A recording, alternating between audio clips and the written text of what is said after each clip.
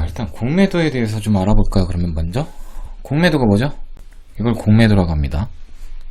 지금 굉장히 투기가 과열되어 있어요. 공매도가 있다고 해서 떨어질 게 안 떨어지고, 뭐 공매도가 없어서 떨어질 게 안 떨어질 게 떨어지고 그러지는 않아요. 떨어질까봐 못 사는 거는 공매도가 있으나 없으나 똑같습니다. 주가를 만드는데 적정선의 주가를 만들어냅니다. 적정선의 주가를 만드는데, 이 적정선은 누가 만드느냐? 뭐 수급도 만들겠죠. 수급도 만들 수도 있고, 뭐 개인들도 힘을 보태고, 뭐 기관일 수도 있고, 뭐 외인일 수도 있고, 어쨌든 이 모든 것이 모여서 수급이 됩니다. 근데 적정 수준의 주가가 이들에 의해서 결정이 되는데, 지금 이거 지금 다 누가 만들었어요? 이 신풍이든 삼성중공업이든 박셀바이오든 엑세스바이오든 이거 다 누가 만들었습니까? 누가 만들었어요? 이거 다 개인이 만들었어요. 물론 기관이나 외인이나 여기에서 재미 안 받겠어요? 받겠죠. 받음에도 불구하고 이 이상의 것들을 만든, 이 주가의 이상 기온을 만들어낸 건 누구예요? 개인이에요. 그러면 공매도가 생기면 이걸 자꾸 방해를 하겠죠. 주가가 올라가는 것에 대해서. 올라갈 만하면 자꾸 팔아치워. 누가? 기관. 누가 또 팔아치워? 외인. 누가 또 팔아치워? 큰 손들. 그러니까 못 올라가요. 선물하고는 다릅니다. 선물의 개념은, 선물이라는 것도 잠깐만요, 설명을 해드릴게요. 선물이라는 건 말 그대로 지수 상품이기도 합니다. 지수 상품인데, 이 지수 상품은 말 그대로 주식과 비슷합니다. 개념 자체는. 그렇기 때문에 전혀 달라요. 전혀 다른 개념이에요. 공매도는 떨어지는 상품을 사는 게 아니라요, 공매도는 올라가는 놈을 팔고 미리 파는 거예요. 올라가는 놈을 미리 먼저 내가 매도를 해버리고 훅 떨어지는 금액에 내가 다시 재매수를 한다라는 개념으로 보시면 돼요. 없는 걸 팔고 나중에 그 없는 걸 팔았으니까 사서 메꿔놔야 되겠죠. 그래서 떨어진 가격에 가지고 있게 되는 겁니다. 그리고 나서 이 남은 물량은 어떻게 되느냐? 원래 없었던 걸 샀으니까 이건 다시 원상 복귀가 돼야 되겠죠? 누구한테 가느냐? 원래 이 주식을 가지고 있던 사람들한테 돌아갑니다. 이 판 거를 다시 원상태로 돌려줍니다. 이 주식을 원래 가지고 있던 사람한테, 소유한 사람한테. 비싸게 사서, 비싸게 팔고 싸게 산다. 자, 어쨌든 공매도는 내가 주머니에 아무것도 없는데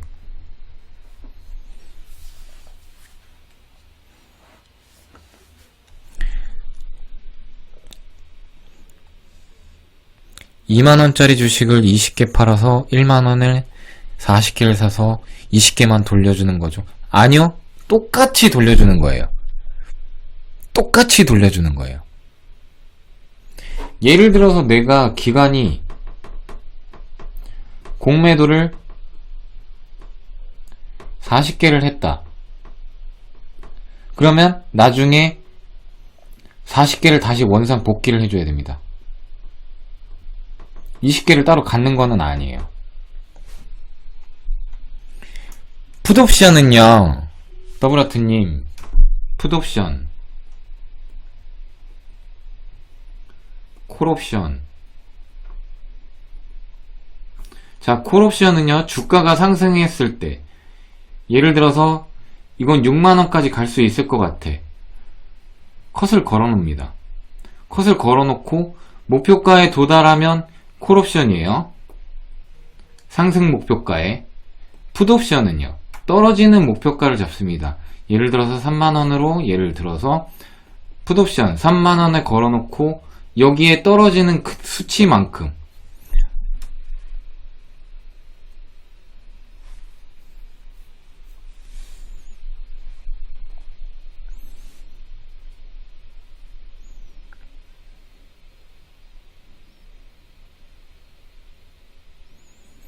그렇죠. 주식은 주식 개수 그대로 가지고 가는 겁니다.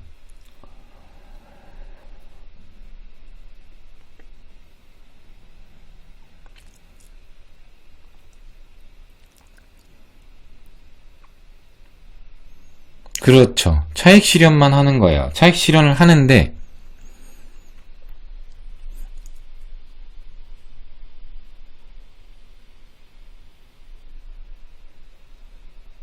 이거 안 보이세요? 혹시?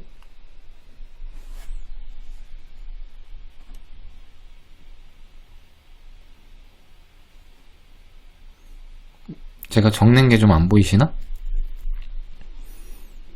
아, 그래요?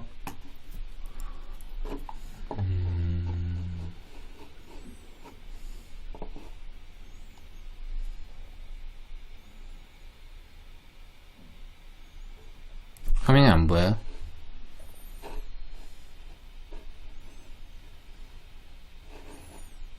갑자기 왜 그럴까? 아, 쓰는 소리만 들렸어요.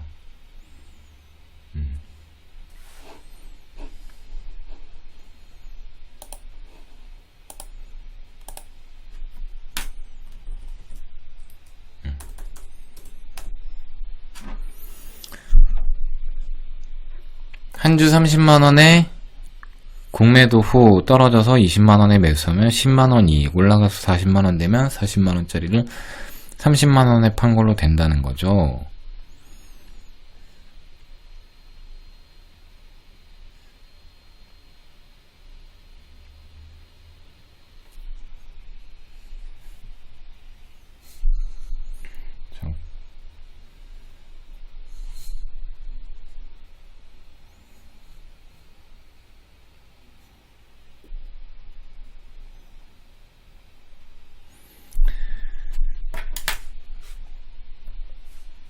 주가가 떨어지지 않고 올라가기만 하는 거 아닌가요? 주가는 떨어지죠.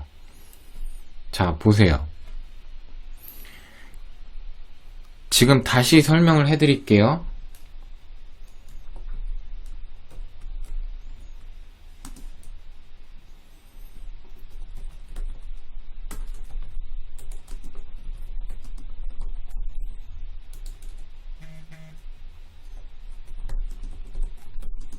(40만원까지) 올라간 주가의 주식을 기관에서 예를 들어서 10만 주를 갑자기 공매도를 쳤어요. 주가는 어떻게 돼요? 주가는 어떻게 됩니까? 갑자기 10만 주를 매도를 쳤어요.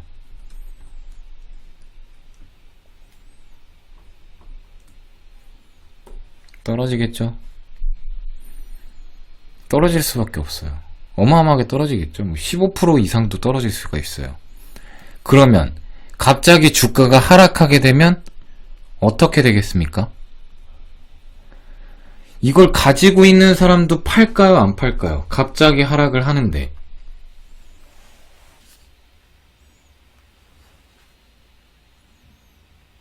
갑자기 하락을 해요. 10만 주를 갑자기 공매도를 쳐버렸어. 그럼 주가가 일단 떨어지게 되죠.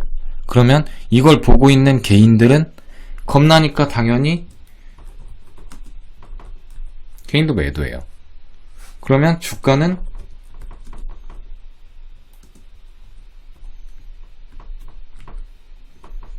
더 떨어져요.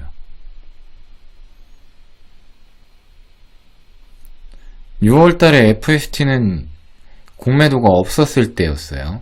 오해하시면 안 돼요. 어쨌든 이렇게 돼버립니다. 그러면 주가가 40만원까지 올라갔던 주식을 갑자기 기관에서 10만 주로 공매도를 쳤어요. 그렇죠. 공매도 안 하는 개인들한테는 손해일 수도 있는 거죠.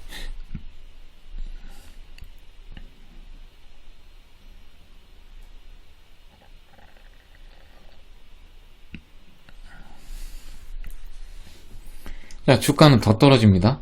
그러면 원래 올라갔던 주가 40만원에서 뭐 예를 들어서 한 25만원까지 떨어졌어요. 그러면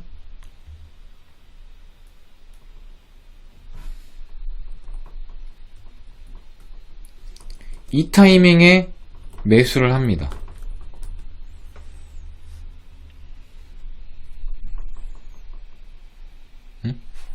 이 타이밍에 매수를 해요. 25만원이 됐을 때. 그리고 이 25만원 매수를 한 주식은, 이 주식은 어디로 가요? 저 주식, 어쨌든 이건 빌려온 거잖아요. 남의 거를. 누구 거? 원래 가지고 있던 사람한테, 나는 팔 생각이 없었던 일반적인 개인한테 빌려온 주식이에요. 증권사도 가지고 있습니다. 어느 정도는. 가지고 있지만 대부분은 개인들이 가지고 있는 주식인 경우가 3분의 2 정도가 됩니다. 자, 그럼 이 빌려온 주식 다시 원상태로 복귀시켜줘요.